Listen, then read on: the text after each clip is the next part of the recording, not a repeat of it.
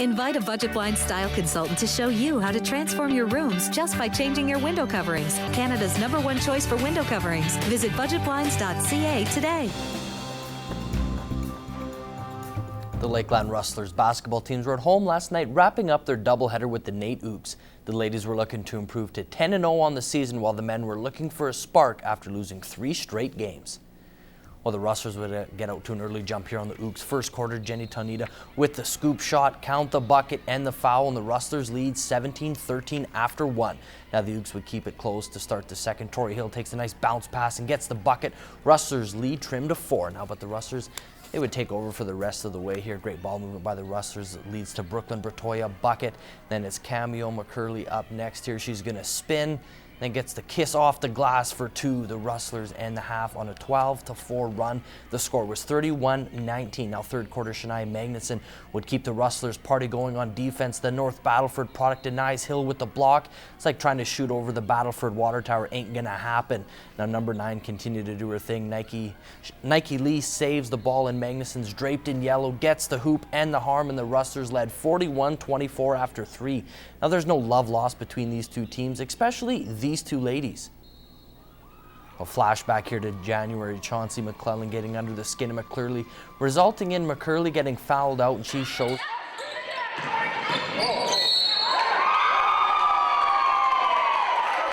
Well, McCurley ends up with a questionable charging foul there. This time, politely hands the ball to the official. She would get her revenge next possession, though, nailing the 3 ball here. Rustlers' lead was up to 20. Magnuson would end the night showing her range off. The Rustlers sweep their weekend set with Nate. 56-40 is the final. Definitely better for me. I was being more confident in the second half for sure, and it helped me throughout the game and work well with my teammates and everything like that. So it definitely bring most of it from my teammates. They give me so much confidence on the floor. Like, it's ridiculous. Like, we all trust in each other and we all bring each other up. So I have to give it to them and my coaches. I thought it showed more character coming back home, playing the same type of basketball. Like I said, you know Nate's always going to come at you. They're a good team. And we know second semester, it's going to be the same thing. It'll be a battle. So I thought the character displayed from our girls. And if you think about it, last year we had 7 freshmen. Now they're all second years. It means a little more. They understand what they need to do to win instead of just being happy to play. So I'm extremely proud of these girls, and it's the P word I don't use very often, but the girls are happy to hear it. So it was a good weekend.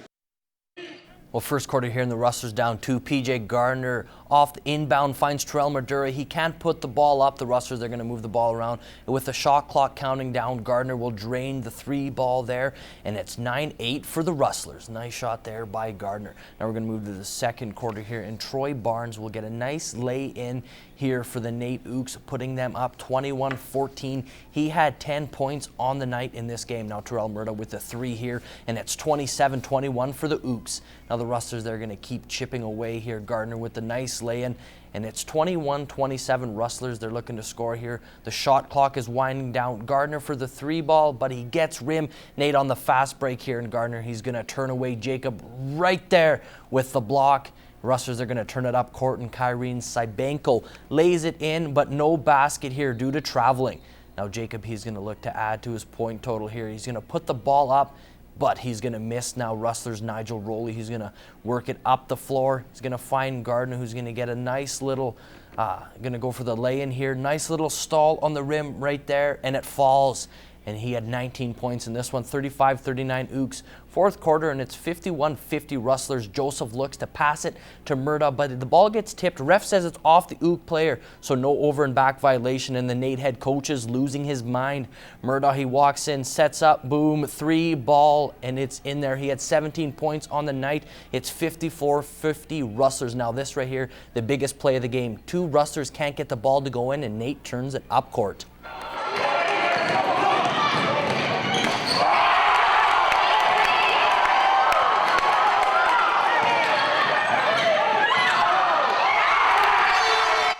And a huge stuff by Gardner as he absolutely robs Adrian Curtis, and Naren Duncan throws it down at the other end. The Rustlers win this one 63-59, snapping the 3-game skid. They fought. Yesterday we didn't really battle. Today we actually fought and wanted to win. I told them today was a very important win. Nate's a ranked opponent in Canada, ranked nationally, and I know we could beat them. First of all, we were priding ourselves on defense. Coach told us defend, defend, defend. So when I just see them going for the layup, I love to get blocked. So just kind of lined it up, timed his footwork, and then I just had to block it, and I knew we needed it kind of in the swing of the game. So it was big, and I'm glad I got it at the right time. We talked about it, and we said, we're not going to roll over. We had to fight, and that's what we did. Coach told us, we're a better team, and we just had to prove it, go out and fight for it, and that's what we did. And the Lakeland Rustlers volleyball teams were back in action last night. The ladies were able to bounce back and defeat the Ooks 3-1. Anna Kakuz led the way with 17 kills and Michelle Lang added 11. The men, however, they continued to skid as they were swept 3-0. The men have now dropped 6 straight games. Both Rustler teams, they have a home-and-home with the Augustana Vikings starting Friday night in Camrose and Lloydminster on Saturday. Well, the Lloydminster IceCats have been on a roll the last few weekends. They have won 5 of their last 6 games entering this weekend. Last night they hosted the Rocky Mountain Raiders where they were defeated 4-2 in a shootout. They were back in action this afternoon hosting the Calgary Rangers. Well, the game tied up at 1 in the second period here, and the Rangers looking to clear their end, but the puck gets turned over to Monica Botel. She's going to walk in and rips it high blocker to give the IceCats a 2-1 lead. Nice goal there. Now that lead, it will last until the third period. The puck's going to come back to Amelia Martin, who steps into a slap shot, goes in off the stick of Molly Mitchell, and we're tied up at 2-2. Unfortunate there. Now just over 2 minutes left in this one. The IceCats clear their zone and go off on a line change, and Jordan Holt catches that team sleeping as she will walk in and tuck it home for a 3-2 lead. That was an awful change there by the IceCats, and it came back to haunt them. Now the IceCats are looking to tie the game here when Sydney Boyko whacks at the puck, and it sends it all the way down to the open net, and the Rangers take this game 4-2. After the game, we spoke with Sean Cashel about the costly line change.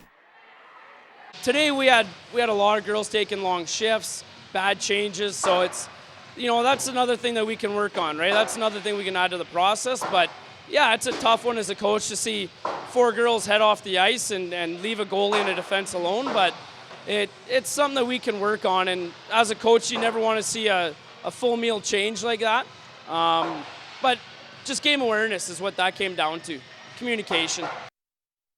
Lloydminster Bobcats were able to avenge their loss last weekend to the Sherwood Park Crusaders as they beat them yesterday 2-1 in overtime. Troy Van Teetering would play the hero while Alex Leclerc made 32 saves in the win. The Cats are back in action Saturday on the road in Spruce Grove against the Saints. Well, like the Cats, they've been cooling down the last weekend there with 2 losses. It looks like the temperatures are doing the same thing. Chris Chacon has your weather details up next. Stay with us.